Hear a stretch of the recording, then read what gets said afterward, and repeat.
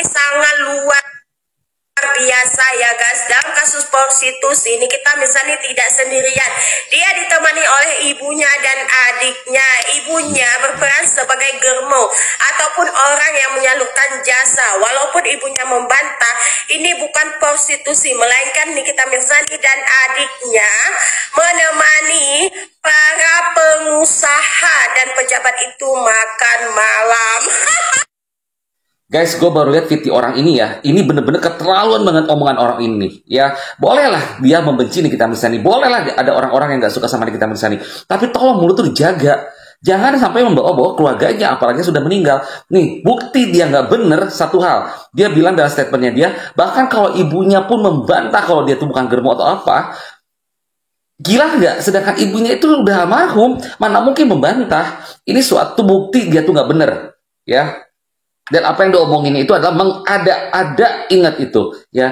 Ada juga yang ngomong kalau misalkan dia itu adalah buzzer bayaran. Kita nggak tahu lah dia buzzer bayaran atau enggak, tapi kalau dari omongannya sepertinya seolah-olah dia tuh buzzer yang bayaran ya. Dan guys, gue kasih tau juga ya, ini juga sebagai bukti nih ya, kalau lawan yang Nikita Mirzani itu ketar-ketir, makanya mungkin timbullah buzzer-buzzer yang benar-benar omongannya kurang ajar kayak gini untuk menggiring opini supaya kita fokusnya ke Nikita Mirzani aja, bukan ke permasalahan yang dihadapi oleh Nikita Mirzani terhadap RG. Guys, kita sebagai netizen ya, mungkin kita cukup prihatin ya dengan keluarga Nikita Mirzani, memikirkan masalah Nikita Mirzani, walaupun kita tahu Nikita Mirzani bakal menang dan bakal bebas ya. Tapi sebaiknya orang-orang seperti ini janganlah kita bebankan terhadap keluarganya.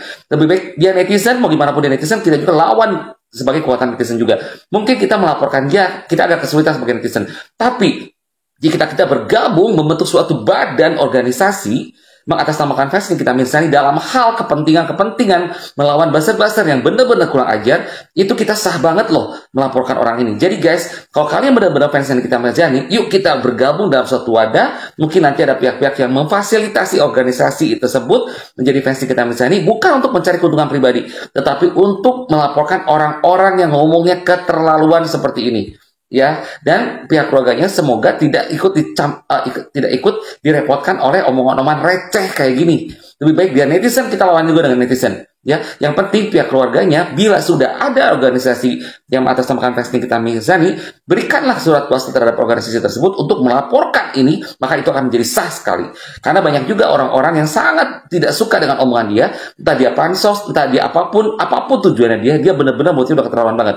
Guys, jadi tolong di-share video ini sebagai bukti, dan jejak digital dia sendiri bakal akan selalu ada. Dia sendiri bilang ada jejak digital Nikita Mirzani begini-begini. Mana jejak digitalnya? Jangan omongan bacot doang, tapi tampilkan juga dalam video lu kalau mau. Ya, dan buktikan juga saat ibunya membantah hal itu semua. Buktikan itu semua.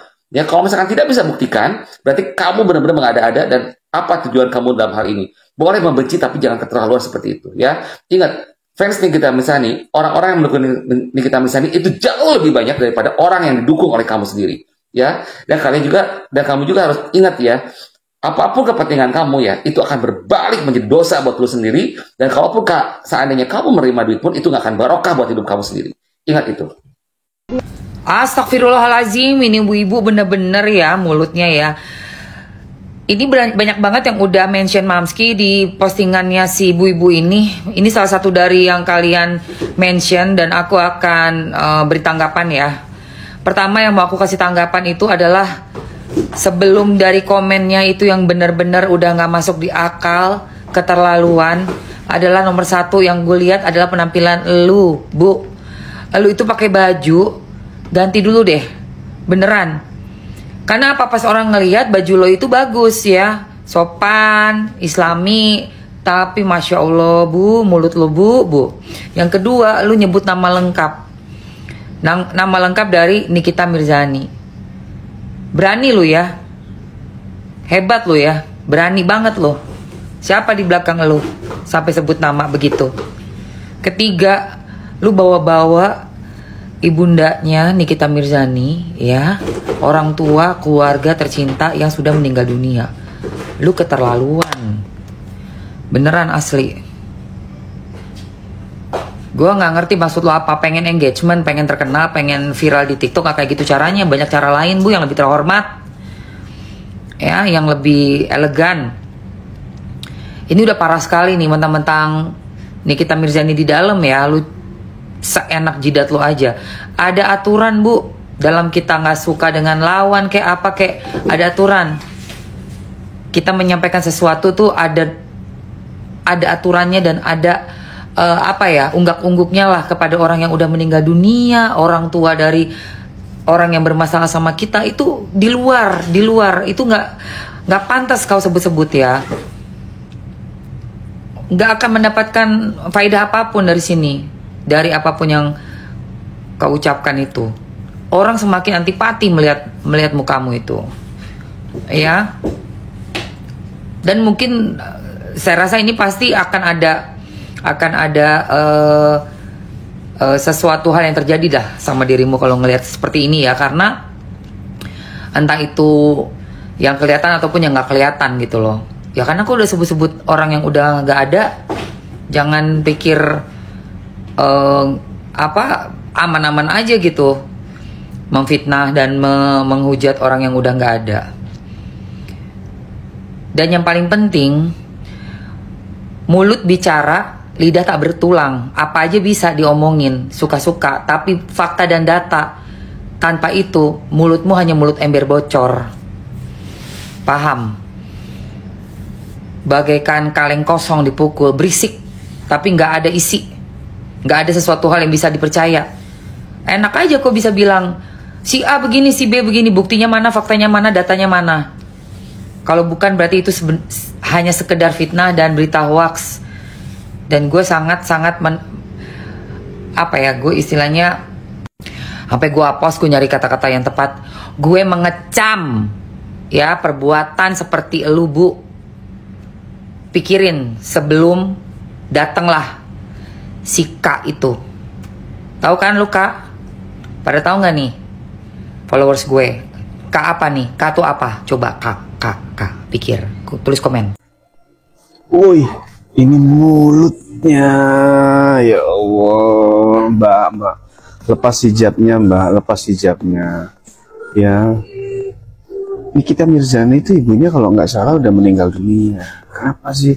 Kok buka-buka begini apa sih?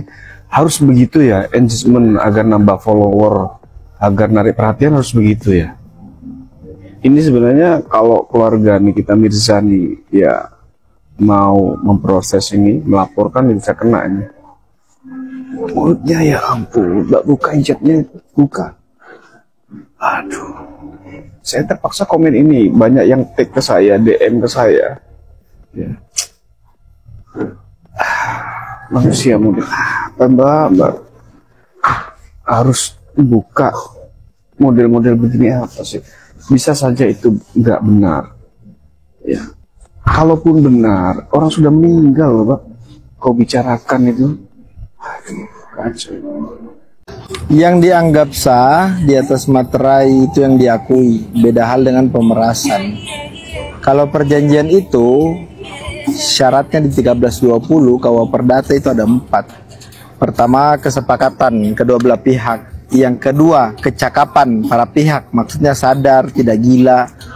Yang ketiga, suatu hal tertentu. Suatu hal tertentu itu maksudnya adalah objek, apa yang diperjanjikan. Yang keempat adalah klausa halal. Klausa halal itu adalah hal yang tidak melanggar daripada hukum. Jadi kayak gitu.